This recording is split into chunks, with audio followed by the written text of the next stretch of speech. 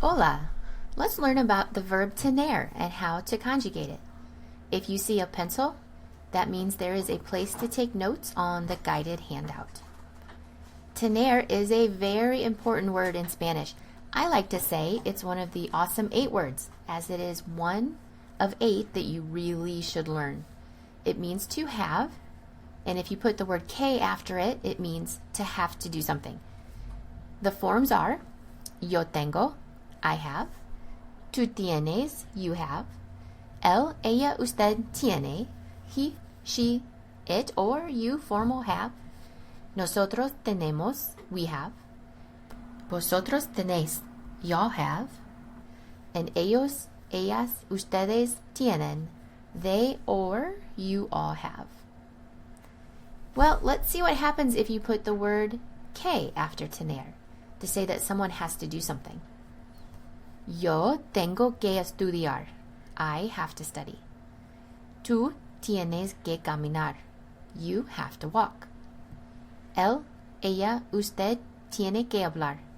He, she, it, or you, formal, have to talk. Nosotros tenemos que cantar. We have to sing. Vosotros tenéis que escuchar. Y'all have to listen. And ellos, ellas, ustedes tienen que leer. They or you all have to read. On one hand, this should feel comfortable to you because the endings of this verb are conjugated like you're used to. However, you may have noticed an odd spelling change in 4 of the forms. Did you notice that the yo form got an extra letter, a G? And did you notice that the E changed to an IE in the tú, él, ella, usted, and ellos, ellas, ustedes forms? When we classify verbs, tener can actually go into 3 different categories. It's what we call a stem-changing verb, a yo-go verb, and is also, of course, an ER verb. If you're interested in learning more about any of those 3 categories, you can watch my other videos. The links are in the description below. For now, just realize that you'll have an additional step when you're conjugating. Let's practice using just the verb first. Look at the pronouns below and conjugate the verb tener to match the pronoun. Focus on getting the endings right first and then add in that extra spelling step. Remember to pause the video to give yourself time to think or to review your notes. Did you get yo tengo, tú tienes, él, ella, usted tiene, nosotros tenemos, vosotros tenéis, and ellos, ellas, ustedes tienen? Notice there weren't any spelling changes in the nosotros or vosotros form. This is very common in Spanish verbs.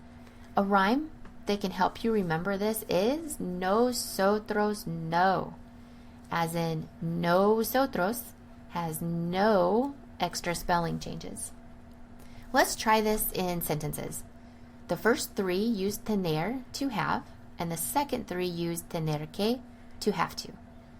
Remember to pause the video to give yourself time to think.